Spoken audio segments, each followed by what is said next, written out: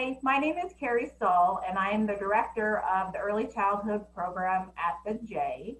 Thank you all for coming to listen to my stories. Today, hi Emmett. Today I'm going to be reading two stories. The first one is The Very Hungry Caterpillar.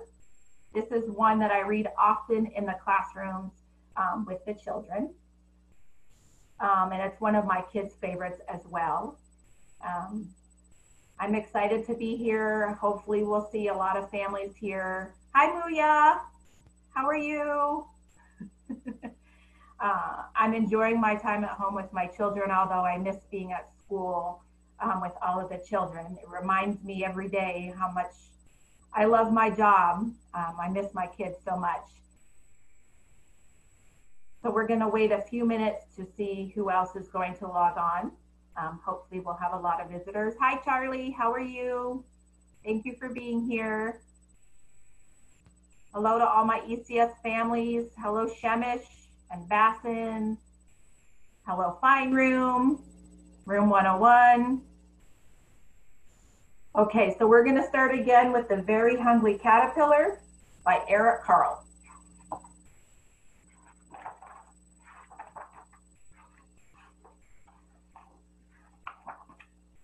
In the light of the moon, a little egg lay on a leaf.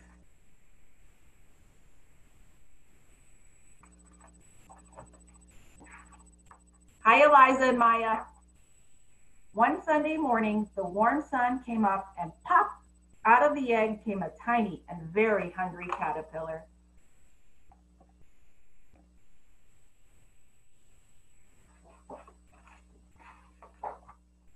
He started to look for some food. On Monday, he ate through one apple, but he was still hungry. How many of you eat apples at home? On Tuesday, he ate through two pears, but he was still hungry.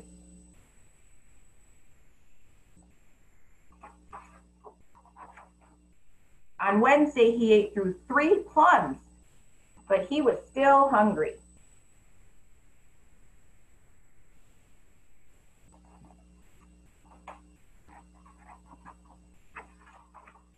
On Thursday, he ate through 4 strawberries, but he was still hungry.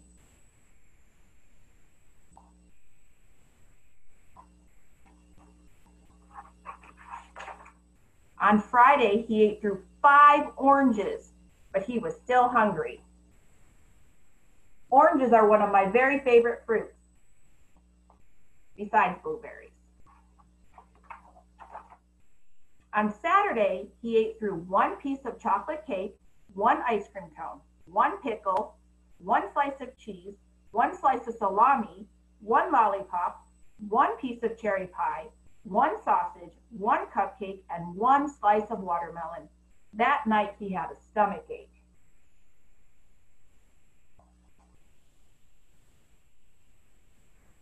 I know I would have a stomach ache if I ate that much food. The next day was Sunday again. The caterpillar ate through 1 nice green leaf. And after that, he felt much better.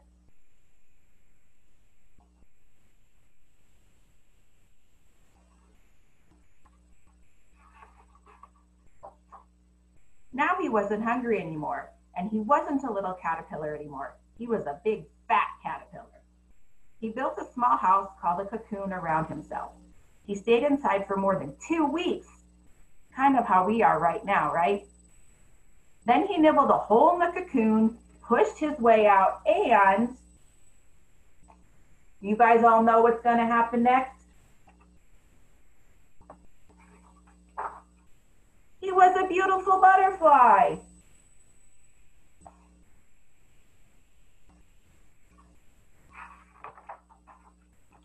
The end. Hi, Ian. Hi, Michael. Hi, Jason Levi. Hi, Nikki. Thank you guys all for coming.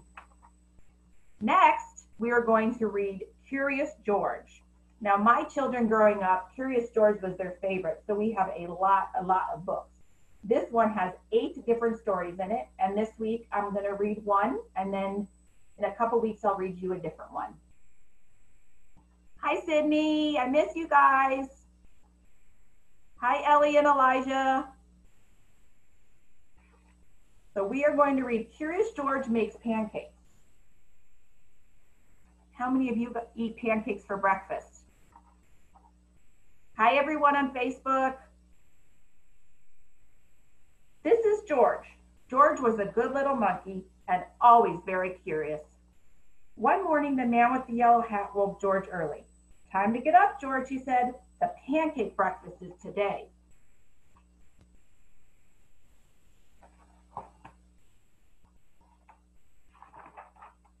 George loved the pancake breakfast. It was a fundraiser held every year to make money for special programs at the Children's Hospital. Besides eating pancakes, there were all kinds of games to play. Even the mayor came to play and eat. But first, he had to give a welcome speech.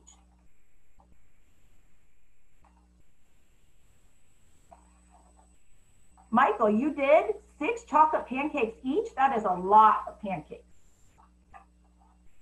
Thank you all for coming, the mayor said. We appreciate your generous support. He thanked all the volunteers who were helping that day, and finally he said, please enjoy yourselves. And the pancakes. When the mayor finished, the man with the yellow hat said, George, I'm going to buy our tickets. Please wait here and don't be too curious. George waited like a good little monkey, but something smelled good. Could it be the pancakes? George was curious.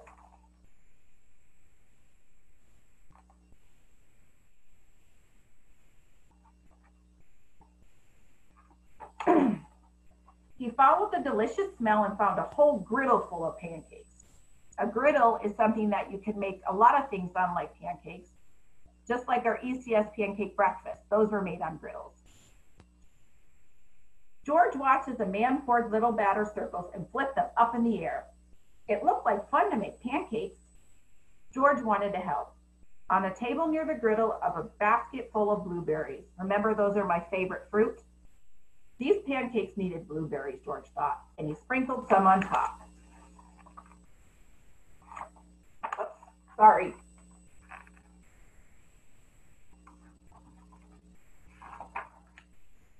Meanwhile, the man at the griddle was so busy he didn't notice a little monkey helping him, but the line grew and grew. George's pancakes were a hit. Soon everyone wanted them, and the man could not keep up. Please wait, he said to someone holding an empty plate. I need to find an assistant to help me. And just like that, he was gone.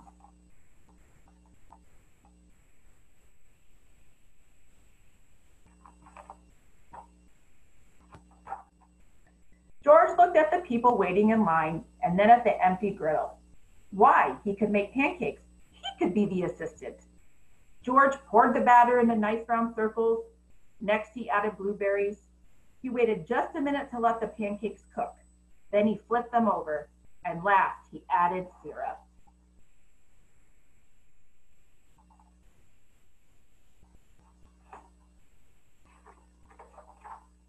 The line for the pancakes was enormous, but with 4 hands, George made quite a chef, and no one's plate was empty for long. I've been coming to this breakfast for years, a man said, but I've never seen pancakes made like this before.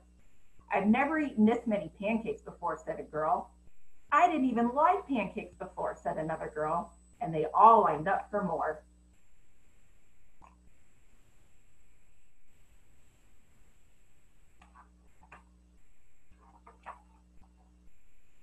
When the man returned with his new assistant, he was shocked to see a monkey making pancakes. This is no place for a monkey, he yelled, and he began to chase George. George hadn't meant to cause trouble. He'd only wanted to help. Now he only wanted to get away. Quickly, George found a place to hide, and the man and his assistant ran right by. But where did George go?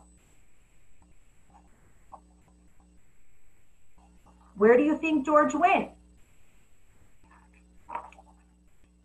When it was safe to come out, George jumped down. He was covered in syrup like a pancake, and he was sticking to everything. George was curious. Could these napkins help him get clean? What do you think will happen if he's sticky and he tries to use napkins?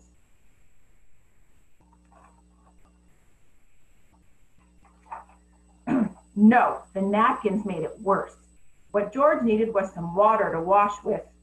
Why, here was the perfect thing. George climbed up. This would do a trick for a sticky monkey. George sat on the bench and splashed himself with water. But all of a sudden,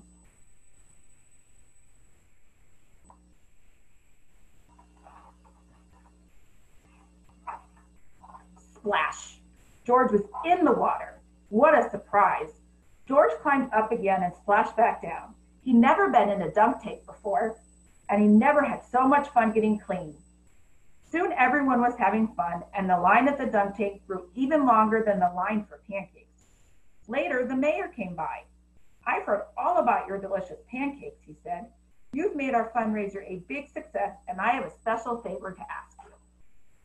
What do you all think he's going to ask?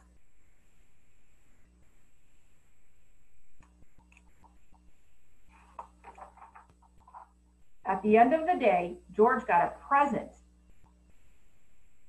George got to present the money from the fundraiser to the president of the hospital. Thanks to you, George. This has been our best year ever, she said.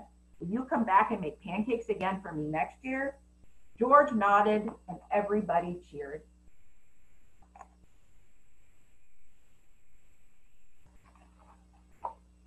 So those were the two stories I was going to read for today. I hope everybody is being safe and healthy. Please make sure to stay tuned tomorrow to join Teacher Jenny, our gardening expert, at the same time, same place. Take care and be safe. Bye, ECS friends and family. Bye, Facebook. Love you guys.